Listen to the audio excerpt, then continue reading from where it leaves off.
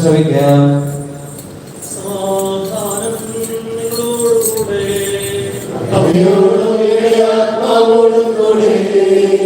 വിശുദ്ധ ലൂക്കാറിയിച്ച നമ്മുടെ കർത്താവ് മിശിഹായുടെ പരിശുദ്ധ സുവിശേഷം.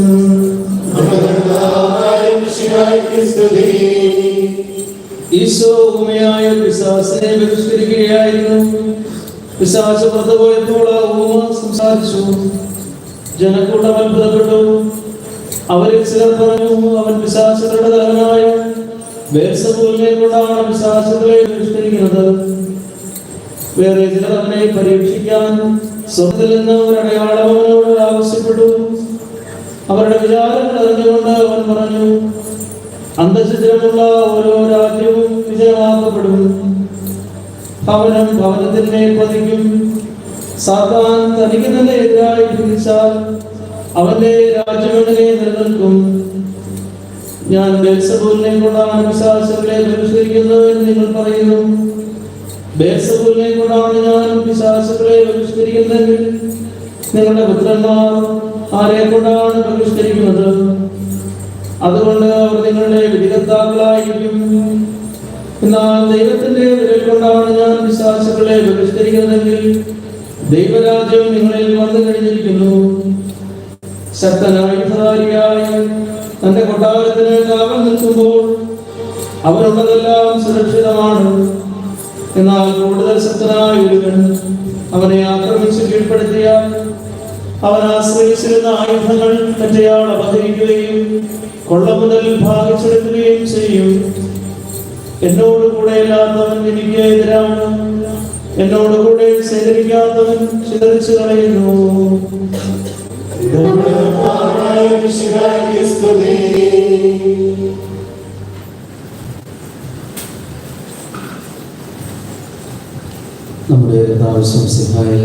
ഏറ്റവും അധികം സ്നേഹിക്കപ്പെടുന്നവരെ, മനുഷ്യാവതാരത്തിൻ്റെ ഈശോയുടെ മനുഷ്യാവതാരത്തിൻ്റെ ജൂബിലിയുടെ ഈ വർഷത്തില് ഇടവകത്തിന് നാളാഘോഷിക്കുന്നതിൻ്റെ നിർവൃതിയിലാണല്ലോ നാം ഓരോരുത്തരും.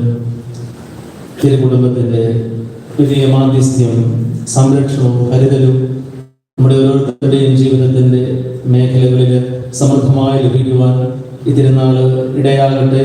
ആഘോഷങ്ങൾ ആ ഒരു വിധത്തിൽ ദൈവത്തിൻ്റെ കൃപയൊഴുകുന്ന അനുഭവമായി നമ്മുടെ ഓരോരുത്തരുടെയും ജീവിതത്തിൽ രൂപാന്തരപ്പെടട്ടെ. നമ്മുടെ കൂടെ ആയിരിക്കുന്നവരും നമ്മുടെ കുടുംബത്തിൽ നിന്ന് മറ്റിടങ്ങളിൽ ജോലിക്കും മറ്റു മേഖലകളിലും ഒക്കെ ആയിരിക്കുന്നവരിലേക്ക് തിരുകുടുംബത്തിന്റെ വലിയ കൃപാവരം ഒഴുകട്ടെ എന്ന് നമുക്ക് പ്രാർത്ഥിച്ചുകൊണ്ട് പരിശുദ്ധ കുർബാന അർപ്പണത്തിൽ നമുക്കൊന്നു ചേരാം.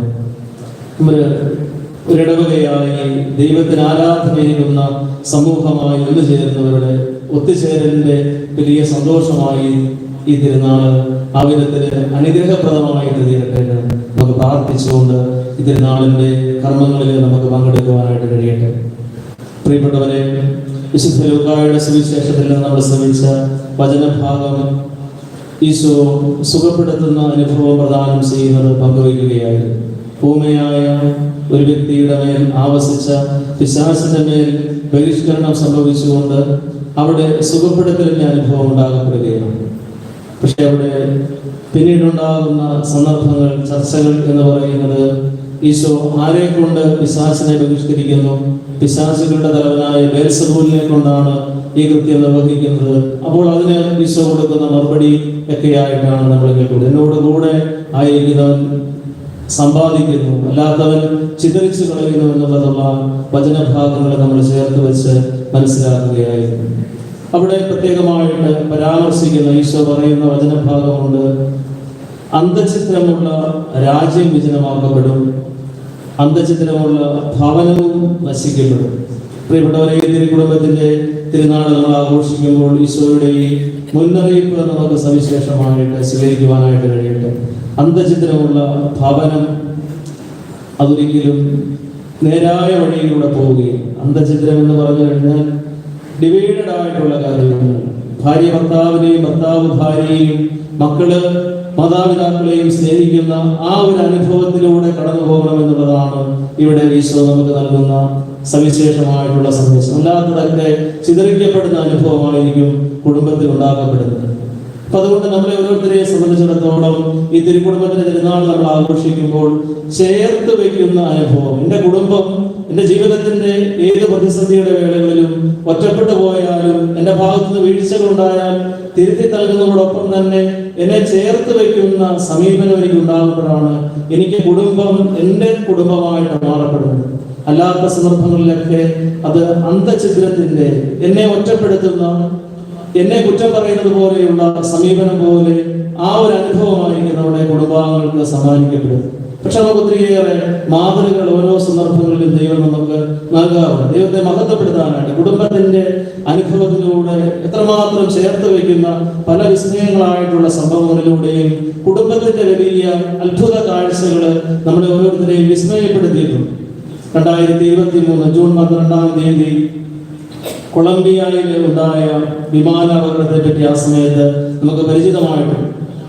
ആ സമയത്ത് നമ്മളൊക്കെ കേട്ട ഒരു കാര്യമാണ്, അവിടെ ഓപ്പറേഷൻ ഹോപ്പ് എന്ന് പറഞ്ഞുകൊണ്ട് അവിടെ അന്ന് ആ സമൂഹം, രാജ്യം ഉൾപ്പെടെ ആ ഒരു കുടുംബത്തിന് വേണ്ടി നൽകിയ തെരച്ചിലില് അവർ കണ്ടെത്തിയ കാഴ്ച എന്ന് പറയുന്നത് വിസ്മയപ്പെടുത്തുന്ന കാഴ്ചയായിരുന്നു. അവിടെ അമ്മയും മറ്റ് പൈലറ്റുമാരും ഒക്കെ അപകടത്തിൽ കൊല്ലപ്പെട്ടതിന്റെ അവർക്കവരിലൂടെ കണ്ടെത്തലിലൂടെ മനസ്സിലാക്കാൻ കഴിഞ്ഞു. പക്ഷേ അവിടെ ആ ഒരു വിമാനത്തിൽ യാത്ര ചെയ്ത ഇവരുടെ പ്രിയപ്പെട്ട 4 മക്കളെ അവിടെ കണ്ടെത്തുവാനായിട്ട് കഴിഞ്ഞില്ല. അപ്പോൾ അവര് ആരംഭിച്ച ആ ഒരു തെരച്ചില് 40 ദിവസങ്ങൾക്ക് ശേഷമാണ് ആമസോൺ എന്ന് പറയുന്ന വലിയ വന്യമായിട്ടുള്ള കാടുകളിൽ നിന്ന്, വലിയ മഴക്കാടുകളുടെ ഇടയിൽ നിന്ന് ഈ കുഞ്ഞുങ്ങളെ കണ്ടെത്തിയ ചിത്രത്തെ പറ്റി അന്ന് അത്ഭുതത്തോടുകൂടെ ലോകം കാണുകയുണ്ട്. ഈ 40 ദിവസങ്ങൾക്ക് ശേഷം ഇത്രയും വന്യമായ ഇടത്തിൽ നിന്ന് ഈ കുഞ്ഞുങ്ങളുടെ അതിജീവനം എന്ന് പറയുന്നത് അത്ഭുതപ്പെടുത്തുന്നതായിരുന്നു. കാരണം അവരുടെ പ്രായം 13, 8, 4, 11 മാസം പ്രായമുള്ള ഒരു കുഞ്ഞുങ്ങളാണ് ഈ 40 ദിവസത്തിന് ശേഷം ഇവരെ കണ്ടെത്തുന്നത്. അപ്പോൾ അവിടെ ആ മൂത്ത കുഞ്ഞിന്റെ മറുപടി അവിടെ പത്രക്കാർ ചോദിച്ചപ്പോൾ, എന്റെ മരണത്തിന് ശേഷമേ ഈ ഇളയ കുഞ്ഞ് മരണപ്പെടുകയുള്ളൂ എന്നുള്ള നിശ്ചയദാർഢ്യത്തോടുകൂടിയാണ് ഈ 11 മാസം പ്രായമുള്ള കുഞ്ഞിനെ ഞാൻ ചേർത്ത് വെച്ചത് എന്ന് പറഞ്ഞിട്ടുള്ള രേഖപ്പെടുത്തലൊക്കെ അന്ന് പത്രങ്ങൾ റിപ്പോർട്ട് ചെയ്യുകയുണ്ട്. പ്രിയപ്പെട്ടവരെ, എത്രമാത്രം സഹോദരങ്ങൾ തമ്മിലുള്ള വലിയ ബന്ധം, കുടുംബം എപ്പോഴും നമ്മൾ തമ്മിലുള്ള ആ ഒരു ഊട്ടിയുറപ്പിക്കുന്നതിന്റെ അനുഭവം നമ്മുടെ ഓരോരുത്തരുടെയും ജീവിതങ്ങളിലൂടെ ഇപ്രകാരമുള്ള സന്ദർഭങ്ങളിലൂടെയും അത്ഭുതകരമായ കാഴ്ചകളിലൂടെയും ഒക്കെ ചേർത്ത് വെക്കുന്നതിന്റെ അത്ഭുത കാഴ്ചകളും വിസ്മയ കാഴ്ചകളും ഒക്കെ നമ്മുടെ മുമ്പിൽ പരിചിതമാണ്. പ്രിയപ്പെട്ടവർ, ഇത് നമ്മുടെ ജീവിതത്തിൽ എപ്പോഴും നമുക്ക് ആശംസിക്കും. എന്റെ കുടുംബത്തെ സ്വന്തമായി എനിക്ക് കരുതുവാൻ എന്ന വലിയ സന്ദർഭമായിട്ട് നമുക്ക് മാറ്റിയെടുക്കുവാനായിട്ട് നമുക്ക് കഴിയേണ്ടതുണ്ട്. യൗസേപ്പ് പിതാവും മറിയവും നമുക്ക് നൽകുന്ന തിരുകുടുംബത്തിന്റെ മഹനീയ മാതൃകകൾ നമുക്ക് സ്വീകരിക്കുവാനായിട്ട് കഴിയും. ഒരു ഭർത്താവിനെ സംബന്ധിച്ചിടത്തോളം അവരെപ്പോഴും ആഗ്രഹിക്കുന്നത് അംഗീകാരത്തിന്റെ, റെസ്പെക്റ്റിന്റെ തലമാണ്. എന്നാൽ അതേസമയം ഭാര്യയെ സംബന്ധിച്ചിടത്തോളം അത് ഒരു കെയറിങ്ങിന്റെ, കരുതലിന്റെ അനുഭവം സമ്പാദിക്കുമ്പോഴാണ് ഭാര്യയുടെ ജീവിതം സന്തോഷപ്രദമായിരുന്നത്. അപ്പോൾ അങ്ങനെ യൗസേപ്പ് പിതാവിന്റെയും മറിയത്തെയും സംബന്ധിച്ചിടത്തോളമുള്ള ആ തിരുക്കുടുംബത്തിന്റെ വലിയ മാതൃകകൾ എപ്പോഴും നമുക്ക് ധ്യാന വിഷയം തന്നെയായിരിക്കും മാറപ്പെടുകയാണ്. യൗസേപ്പ് പിതാവിനോട് ചേർന്ന് മറിയം യാത്ര ചെയ്യുകയാണ്. നമുക്കറിയാം, തിരുക്കുടുംബത്തിലെ നസ്രത്തിന്റെ വേളയിൽ പരിശുദ്ധ അമ്മ യൗസേപ്പ് പിതാവിനെ അംഗീകരിച്ചുകൊണ്ട്, റെസ്പെക്ട് ചെയ്തുകൊണ്ട് നീങ്ങുന്ന സന്ദർഭങ്ങൾ നമുക്ക് കാണാൻ കഴിയും. കാരണം അത് ഏറ്റവും വിപരീതമായിട്ടുള്ള സന്ദർഭത്തിന്റെ വേളയിലാണ് അവരുടെ ആ യാത്രയിൽ പരാമർശിക്കപ്പെടുമ്പോൾ അവർക്ക് ഒരിടത്തും അവർക്ക് വസിക്കുവാനായിട്ട് ഇടം ലഭിക്കാത്ത സാഹചര്യങ്ങളിലും യൗസേപ്പ് പിതാവിനെ പരിശുദ്ധ അമ്മ അംഗീകരിക്കുകയാണ്. അതുകൊണ്ട് തന്നെയാണ് അവിടെ കാലിത്തൊഴുത്തിലേക്ക് നീങ്ങപ്പെടുമ്പോഴും പരിശുദ്ധ അമ്മയ്ക്ക് യൗസേപ്പ് പിതാവിനെ അംഗീകരിക്കുവാനായിട്ട് ബുദ്ധിമുട്ടില്ല. റെസ്പെക്ട് ചെയ്തുകൊണ്ട് യൗസേപ്പ് പിതാവ് ചൂണ്ടിക്കാട്ടിയ ആ ഇടത്തില് മറിയം സന്തോഷത്തോടുകൂടെ പരാതികളില്ലാതെ യൗസേപ്പ് പിതാവിനോടൊത്ത് ആ ഭവനത്തിലേക്ക്, ആ കാലിത്തൊഴുത്തിലേക്ക് പ്രവേശിക്കുന്ന രംഗം നമുക്ക് കാണുവാൻ കഴിയും.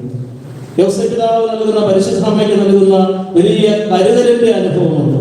അവരുടെ വിവാഹ ഉടമ്പടി ചേർത്ത് വെച്ച നാളുകളിൽ അവർ ഗർഭിണിയായി രൂപാന്തരപ്പെടുമ്പോൾ പരിശുദ്ധ അമ്മയെ കരുതലിന്റെ ഏറ്റവും മാന്യമായി, നിയമത്തിനുമൊക്കെ വ്യാഖ്യാനിക്കപ്പെടുന്നതിനും അതീതമായി പരിശുദ്ധ അമ്മയെ കരുതുന്ന യൗസേപ്പ് പിതാവിന്റെ ചിത്രവും ഒക്കെ നമുക്ക് ഈ സന്ദർഭത്തിലെ ധ്യാന വിഷയം തന്നെയാണ്. പ്രിയപ്പെട്ടവരെ, നമ്മളെ ഓരോരുത്തരെയും സംബന്ധിച്ചിടത്തോളം നമ്മുടെ കുടുംബം ഇപ്രകാരം ചേർത്ത് വെക്കലിന്റെ അനുഭവമായിട്ട് മാറ്റപ്പെടേണ്ടത്. പക്ഷെ നമ്മൾ പലപ്പോഴും ജീവിതത്തിന്റെ വേളയിൽ ഒരു കുടുംബത്തെ ചേർത്ത് വെക്കുവാനായിട്ട് നമ്മൾ പരിശ്രമിക്കുമ്പോൾ 4 പേര് ഒരു വഴിക്ക് വന്നാൽ ഒരാളെങ്കിലും കാണും എതിർ ദിശയിലോട്ട് പോകും. അങ്ങനെയുള്ള സന്ദർഭങ്ങൾ അത് തന്നെയാണ് ധൂർത്തപുത്രന്റെ ഉപമയില് നമ്മൾ കാണപ്പെടുന്ന കാര്യങ്ങൾ. രണ്ട് പുത്രന്മാര് അവരുടെ സന്ദർഭവേളയിൽ ഒരാൾ തിരിഞ്ഞ് ഇളയവൻ തിരിച്ചുമായിട്ട് ധൂർത്തപുത്രമായിട്ട് കഴിഞ്ഞ് തിരിച്ചു വരുമ്പോഴത്തേക്ക് മൂത്തവൻ ഭവനത്തിൽ നിന്ന് പടിയിറങ്ങുവാനായിട്ട് ആഗ്രഹിച്ചുകൊണ്ട് വൈമനസ്യത്തോടെ നിൽക്കുന്ന മൂത്തപുത്രന്റെ ചിത്രം നമുക്ക് കാണിച്ചു തരുമ്പോൾ ഇത് കുടുംബത്തിന്റെ സംഭവിക്കാവുന്ന ഒരു യാഥാർത്ഥ്യമാണ്. എല്ലാവരും ഒരു വഴിക്ക് വരുമ്പോൾ മറ്റൊരാൾ വിപരീത ദിശയിലേക്ക് പോകുന്ന അനുഭവങ്ങൾ നമ്മുടെ കുടുംബത്തിൽ ഉണ്ടാകുന്ന സന്ദർഭങ്ങളുണ്ട് എന്നുള്ളത് വസ്തുതാപരമാണ്. പക്ഷെ ഇവിടെ എപ്രകാരം ഈ മാതാപിതാക്കൾക്ക് പ്രവർത്തിക്കുവാനായിട്ട് കഴിയുന്നു എന്നുള്ളതാണ് കുടുംബത്തെ ചേർത്ത് നിർത്തുന്ന അനുഭവം. ഈ വിപരീത ദിശയിൽ സഞ്ചരിക്കുമ്പോഴും അവനെയും ചേർത്ത് നിർത്തുന്ന സമീപം, പിതാവിന്റെ ആ ഒരു വിസ്മരണീയമായിട്ടുള്ള മറുപടി, നീ എന്നോടൊപ്പം ഉണ്ടല്ലോ, എന്റെ കൂട്ടുകാരോട് സന്തോഷിക്കുവാൻ എനിക്കൊരു ആട്ടിൻകുട്ടിയെ പോലും നൽകിയില്ല എന്ന മൂത്ത മകന്റെ ആ ഒരു അടക്കം പറച്ചിലിനെ പുറത്തു വന്നപ്പോൾ അവനെ ചേർത്ത് നിർത്തുന്ന സമീപനമാണ് നമ്മളെ ഓരോരുത്തരെയും സംബന്ധിച്ചിടത്തോളം കുടുംബത്തിലേക്ക് നമ്മളെ അടുപ്പിക്കുന്ന കണ്ണി എന്ന് പറയും. അപ്പോൾ അത്തരത്തിലുള്ള നമ്മുടെ നിർണായകമായിട്ടുള്ള സംഭവങ്ങളില് ഈ ഈശോ നൽകുന്ന നിരവധിയായിട്ടുള്ള സുവിശേഷത്തിന് സാക്ഷ്യം വഹിക്കുന്ന അനുഭവം നമ്മുടെ കുടുംബത്തിന്റെ വേളയിൽ നമ്മുടെ വാക്കുകളായിട്ട് ചേർത്ത് നിർത്തുന്ന അനുഭവങ്ങളായിട്ട് നൽകുമ്പോഴാണ് എന്റെ കുടുംബം എനിക്ക് അനുഗ്രഹദായകമായിട്ട് വരുന്നത്. അപ്പോൾ അത്തരത്തില് അന്തഛിദ്രമുള്ള ഭവനം വിഭജനമാക്കപ്പെടുമെന്ന ഈശോയുടെ മുന്നറിയിപ്പ് ഡിവൈഡഡ് ആകാതെ ഒരുമിച്ച് ചേർക്കുന്ന വലിയ സമ്പാദ്യത്തിന്റെ കൃപയുടെ അനുഭവമായി നമ്മുടെ ഓരോരുത്തരുടെയും കുടുംബത്തെ രൂപാന്തരപ്പെടുത്തുവാൻ ദൈവത്തിന്റെ കൃപ സമൃദ്ധമായി ലഭിക്കട്ടെ. തിരുക്കുടുംബം നമ്മളെ എപ്പോഴും മാതൃകയും അനുഗ്രഹവുമായി നിലനിർത്തേ നമുക്ക് പ്രാർത്ഥിച്ച് ഈ തിരുനാളിൽ നമുക്ക് പങ്കെടുക്കുകയും ചെയ്യാം. ദൈവം നമ്മെ അനുഗ്രഹിക്കട്ടെ.